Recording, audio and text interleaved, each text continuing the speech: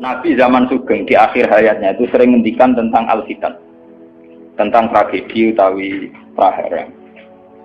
Itu banyak riwayat yang bahkan Nabi itu pernah ngendikan, saya dan kejayaan Islam itu hanya berumur 36 tahun.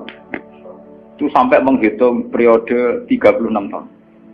Juga banyak riwayat yang bahkan secara detail saya mencium turba, di mana nanti cucuku terbunuh di situ. Apa kamu gelisah Muhammad? Iya. Kata Jibril, jika kamu mau, saya tunjukkan di tanah mana nanti cucumu akan dibantai. Itu riwayat jauh sebelum Said Husain dibantai di Karbala. Termasuk riwayat-riwayat yang se-ekstrim ini. Jadi ini terus mengaji kalau tinggi-tinggi bahwa nanti pada akhirnya sing mlebu neraka iku ora wong dolim tok, termasuk kita-kita sing saleh. Jadi wis sempat masuk swarga. Wong pontok haudun Nabi berarti mendekati napa? Swarga. Bahkan sebagian riwayat haudun Nabi itu fitnah. Makanya kalau ini cerita, ini amun salah paham tuh. Orang Khawarij itu soleh-soleh wong. Justru karena kesalehannya itu melahirkan tragedi dalam Islam. Karena solehnya itu kemudian mengharamkan barang yang mubah, mewajibkan barang yang sebetulnya hanya sunnah. Penyakit wong soleh mesti begitu. Ane jajal awet kayak itikaf ning masjid seminggu, soleh seminggu. Enggak metu perpal perempul wong amen jagongan ning omah. Ora eling pengen. Padahal eling pangeran iso ning omah iso ning dalan. Cuma dekne selerane kan ilinge ning masjid. Wong itikaf seminggu kok gegere Kak. Enggak kalah. Enggak kowe seneng pengajian ya ngono. Wong ini ora seneng ngaji sing teko kok wong limo. Gelem dijak apik ta ora?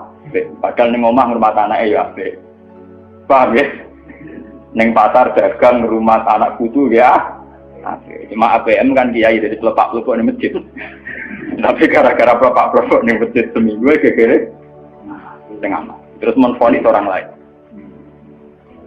Wah kata. Jadi sebentuk kesalehan itu pasti melahirkan tragedi.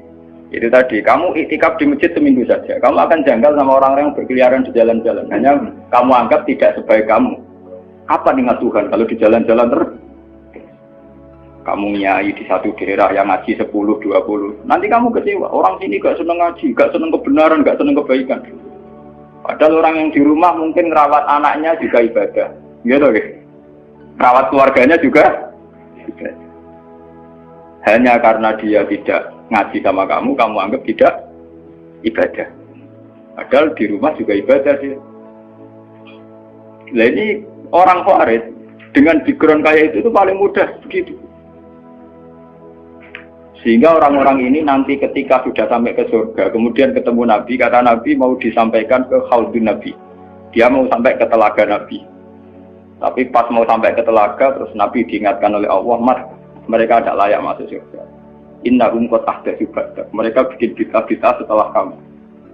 Tapi itu umatku ya Allah, saya kenal mereka kenal saya. Ya, tapi sukon itu harus dijauhkan dari surga. Dan ini kalau cerita, kenapa kesalehan melahirkan tragedi? Ini kalau cerita. Dalam semua sejarah dunia, selalu tragedi itu dimulai dari kesalehan. Ya, mun bener sing terlambat kan, sampean ngaji ya. Semua tragedi dunia itu dimulai dari kesalehan. Paling enggak klaim kesalehan. Ya, paling enggak klaim apa? Kesalehan. Karena semua sebentuk kesalehan atas nama agama tentu langsung dikaitkan dengan Allah. Bertautan dengan hukum Allah. Kalau sudah kamu yakin itu hukum Allah, tentu kamu dengan mudah akan menghukumi kafir siapa saja yang menentang. Karena kamu anggap melecehkan hukum Allah. Akhir dari itu tentu kamu akan tahlil dam. Nak ngono wong iku halal darah. Ini rungokno tenan. Karena setiap pelanggaran atas nama agama tentu dianggap melanggar hukum Allah. Jika orang yang klaim demikian kan mudah mengkafirkan orang lain karena dianggap wani pangeran. Paham ya? Nah, kalau sudah menvonis orang lain berani Tuhan, tentu darahnya dihalalkan. Kayak kasus kaum Khawarij. Sebetulnya saat Ali Muawiyah itu melakukan konflik atau terjadi konflik, saling bunuh, saling perang, kelompoknya Ali Muawiyah saling serang, itu kan tragedi duniawi biasa. Dalam hidup pasti ada gejolak, ada demonstrasi. Ya, ada perebutan kekuasaan. Sebetulnya itu kan fenomena sosial biasa. Misalnya kiai drengki-drengkinan, maksud kiai drengkinan be bakul bakso kan gak. Bakul bakso drengki-drengkinane be bakul. Orang malah be bakul es rukun. Tidak bisa kamu logika panas musuhnya adem, bakul bakso jejer bakul es rukun. Mergo bar mangan bakso tuku. Tapi bakul es padha ademe tukaran. Mergo saingan, iku nunjukno nak saingan sak jenis. Mulane koyo aku rada aman. Mergo sing nyaingi aku kudu alime sekali beraku aman. Paling wong saingi ade aku adir wis lomba. Padha kelas-kelas ringan kan musuhe nggih kelas. Mulane kena ngalim tulisan kaliber. Dadi rapati di musuh. Akhirnya ngalime kaliber terus fasilitas biasa. Wong rapati nyucuk, wong rapati hormati, wong ape drengki apaan? Wong kula yo mak turu temangsang ning kos drengkeni apa? Mun kula elmoni ya, semua wong rapati drengki mun kula elmoni. Dadi ngalime kaliber fasilitas biasa. Wah aman. Kok kayak gitu. Aman, itu istihad. Jadi untuk menjaga keamanan.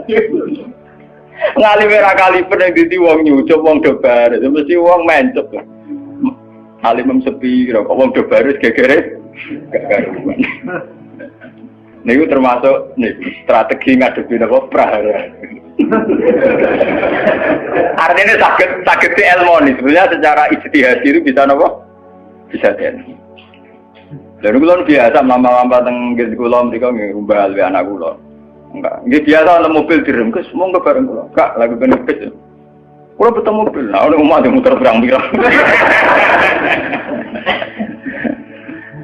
Nah itu memang gitu ya, karena kita trauma dengan sejarah. Ketika Khawarij meyakini Ali melahirkan sulmatan fiddin, melahirkan pencitraan agama. Salmatan fiddin, atau sulmatan fiddin itu pencitraan agama. Muawiyah juga dituduh demikian, salmatan fiddin. Akhirnya orang Khawarij lewat kelompoknya itu ada sekelompok orang yang ditugasi membunuh Ali, ditugasi membunuh Muawiyah, dan ditugasi membunuh Amr bin As di Mesir. Semua tokoh-tokoh besar Islam itu melahirkan tragedi Islam, harus dibunuh semua. Itu yang keputusan gitu itu lewat kesalehan. Mereka orang-orang soleh, orang-orang khusyuk, senang iktikaf, senang zikir. Dia punya keputusan sing lahirno tragedi dalam Islam. Makanya kamu jangan kaget, kenapa di Irak itu banyak perang saudara, di Mesir, di Sudan, di Khartoum, di Darfur, di Somalia. Itu kalau sudah perang berani mati, karena mereka mengatasnamakan agama. Nah, kalau agama berarti merasa dia punya titah Allah, titah Tuhan. Sehingga kelompok lain, ya orang Sunni, Bantai, Syiah, Ahmad itu biasa. Makanya kita disyukur, kalau bolak-balik kita harus syukur sebagai bangsa Indonesia. Bangsa Indonesia di filosofi berdoluri, soalnya bergemeng-gemeng ngelas yang berduri, orang terus ini itu syukur jadi wong Jawa. Cari rasa cocok, mau grudal, misalnya rasa-rasaran kiai beda partai yang mau grudal, bagus sekali. Karena ada sampai pembunuhan. Paling banter yang dikisih pelatihan ngirim tarmihim. Ayo tak pikir ramahan gini, tak pikir bodoh ramahan tindak, tak pikir. Ya paling misalnya mati dikijab yang ngeluh sidik-sidik orang anti mati. Paham? Semenjak itu tragedi itu tidak dimulai dibunuh non muslim, tapi dibunuh orang Islam. Semenjak peristiwa Ali Muawiyah. Dulu Umar itu matinya masih keren. Umar itu dibunuh oleh seorang Yahudi, Abu Lulu, seorang Majusi, Abu Lulu al-Majusi. Era Utsman banyak riwayat mengatakan yang membunuh itu banyak yang tidak Islam. Tapi era Ali, Muawiyah, sampai Said Husain itu yang membunuh orang Islam semua. Bahkan sulahahum, orang-orang yang kategorinya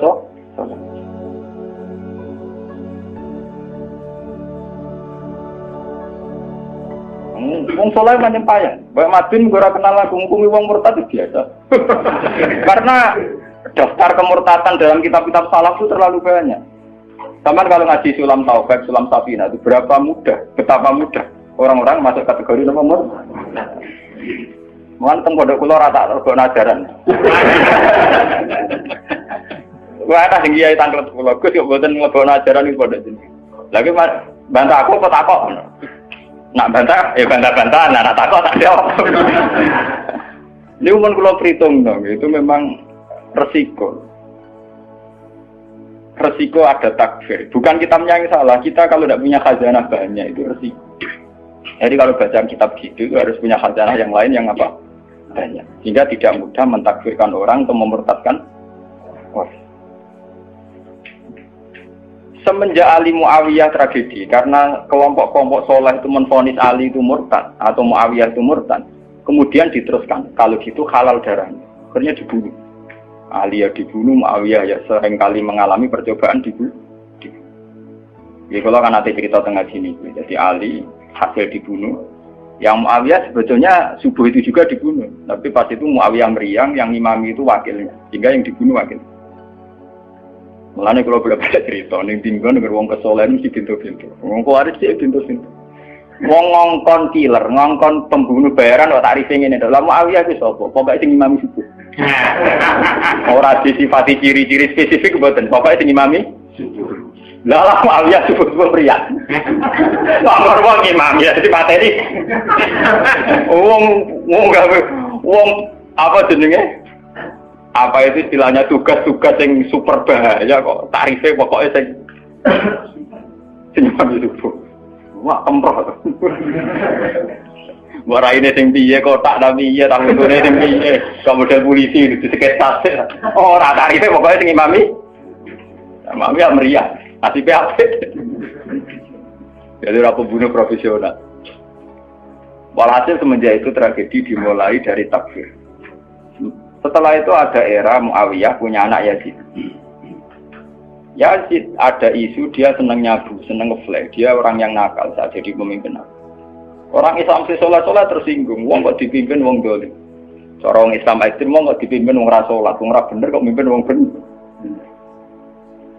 Akhirnya Madinah bergejolak. Madinah bergejolak ini kemudian banyak yang mervokasi Said Husain supaya ngambil alih kepemimpinan sinten. Sampai nak cerita ini tragedi kesalahan. Walhasil Said Husain akhirnya lewat bantuan orang-orang Kufah.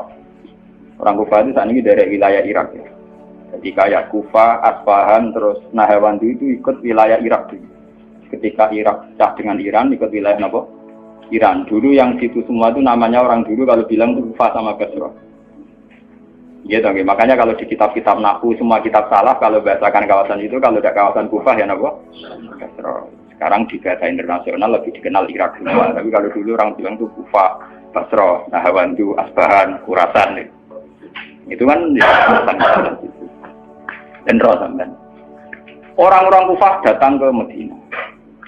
Ya Husain, karena yang dituduh zalim, kita yang nanti di Kufah siap membeat jenengan jadi khalifah, siap dukung jenengan jadi apa? Khalifah.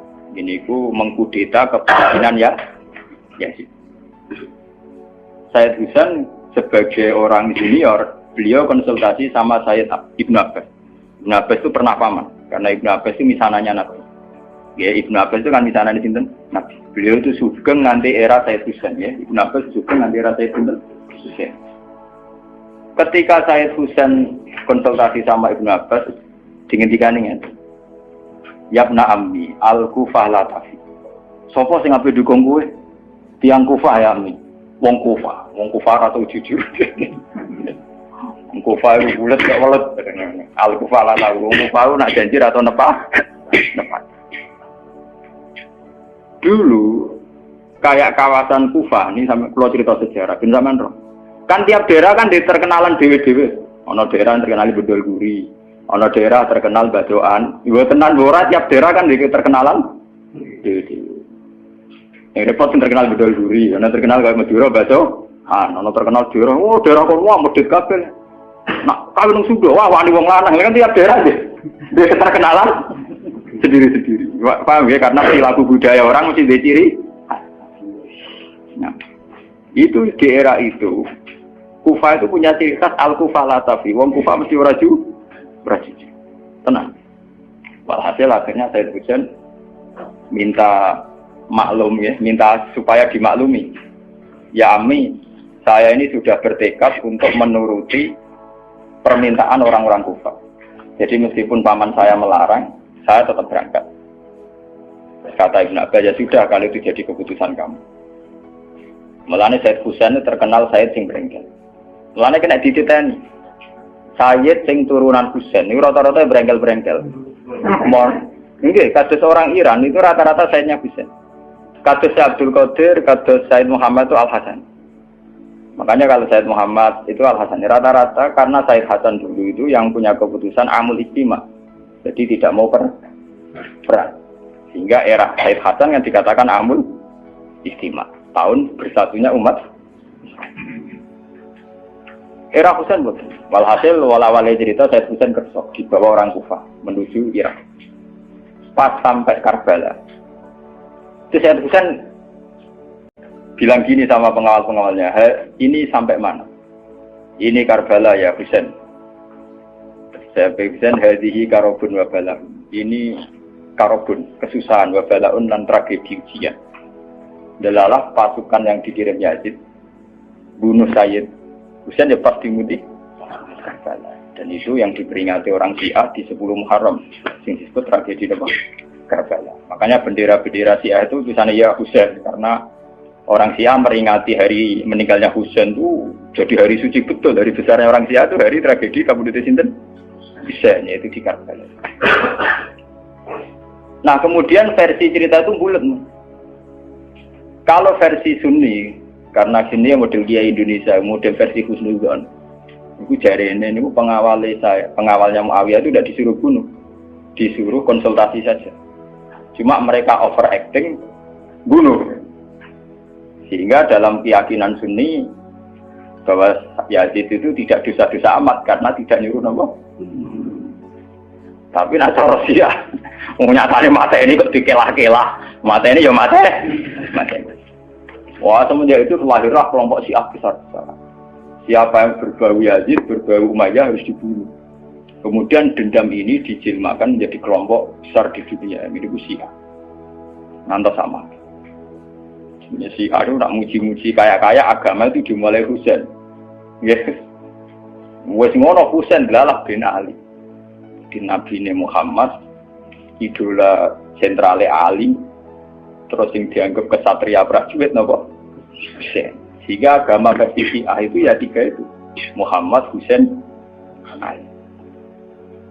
Karena referensi agama Syiah itu hanya ini. Ali zaman sugengnya Nabi ya terkenal pahlawan perang, terkenal kesatria perang. Husain ya kesatria perang. Sehingga orang Syiah tidak punya rujukan kecuali sejarah kesatriaan. Ngadepi Musa wani mati. Kata Iran saat ini Ahmad Benedek itu orang Iran perasaannya begitu. Ngadepi Musa mati, wani mati. Itu perasaannya ahli sunnah karena ahli sunnah idola no sahabat sing kuno ya idola. Sing ora jelas ya napa? Idola. Wah, kira sahabat macam-macam. Jale madung idolakno sahabat topo sing nek ana perang mirip. Terus Mustafa ngidolakno topo sing ora jelas penting itikaf.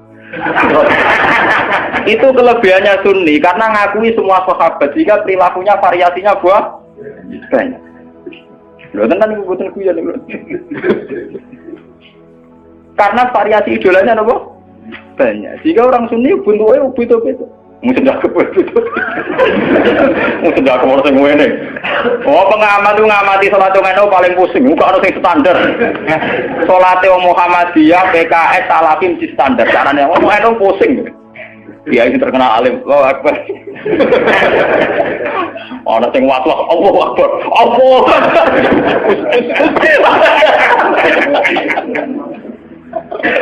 Oh sedekah orang sing ngene, orang sing ngene, orang sing santai. Ana sing labine ngancing nono selik.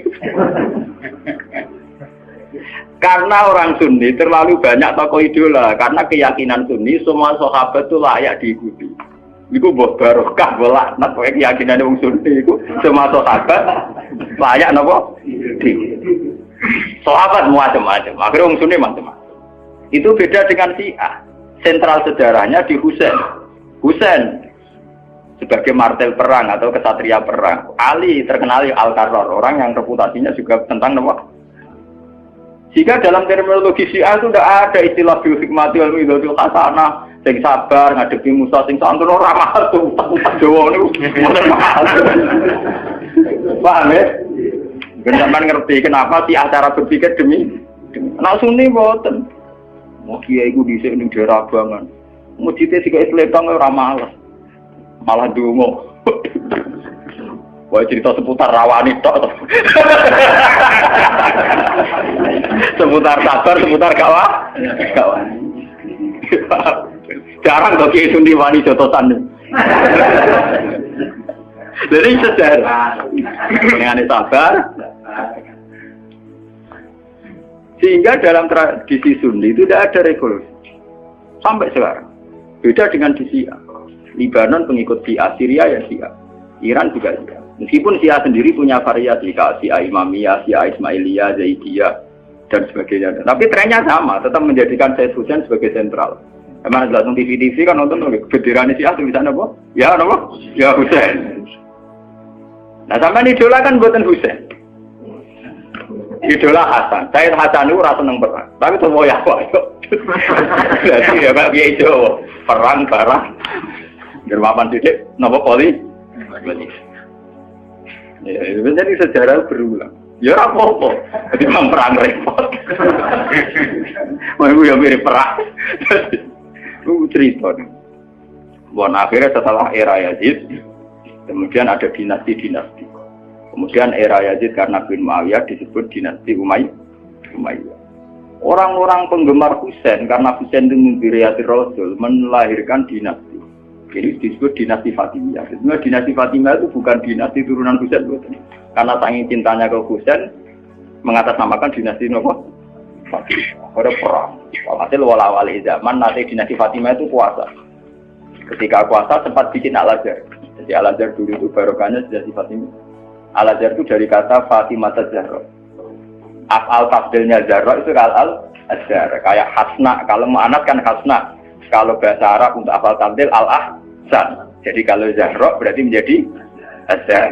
Itu karena bahasa saja kayak Hasna mu'anat, kalau Ahsan untuk af'al tafdilnya. Jadi kalau Zahra jadi apa? Azhar. Jadi dari kata Fatimah Zahra. Ya sudah begitu. Artinya semenjak tragedi Ali Muawiyah itu kemudian orang Islam itu sudah perang terus sama Islam terus. Ya, dinasti Umayyah, digusur, Abbasiyah, Fatimiyah terus begitu.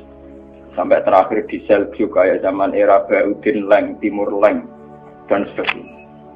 Kemudian agak bersatu saat terjadi perang salib, yaitu disatukan oleh kepentingan melawan Pangeran Philip dari Prancis dulu saat menyerang Baitul Maqdis. Itu ada perang salib satu yang dipimpin Salahuddin sendiri. Itu mendingan karena ada musuh. Nanti kadang musuh itu dibutuhkan oleh dari Sayyidina Imam Syafi'i ngendikan musuh yang berpikir lebih apik di bang konco. Kok konco pun arah musuh tukaran musuh dhewe, kancane dhewe. Mana sajane partai-partai Islam kudu dhewe musuh bersama. Malah bagi partai-partai dhewe Islam kah? Islam. Jadi mesti kalau di Indonesia dijajah Belanda ya sepakat. Pokoknya sementing Londo diusir. Beda agama, beda partai musuh Belanda. Jadi rana Belanda, rana Jepang ya usir-usiran. Itu sejarah. Mulai dulu trennya sejarah begitu. Nah, semenjak itu sudah disebut fitnah. Kalau sudah fitnah itu la tusibanal ladzina dzalamu minkum. Yang kena tidak yang salah saja, yang soleh juga akan kena. Kalau fitnah itu sudah kena, sudah jatuh, pasti yang kena semua. Yang soleh juga ikut kena. Akhirnya orang-orang soleh itu banyak yang meninggal.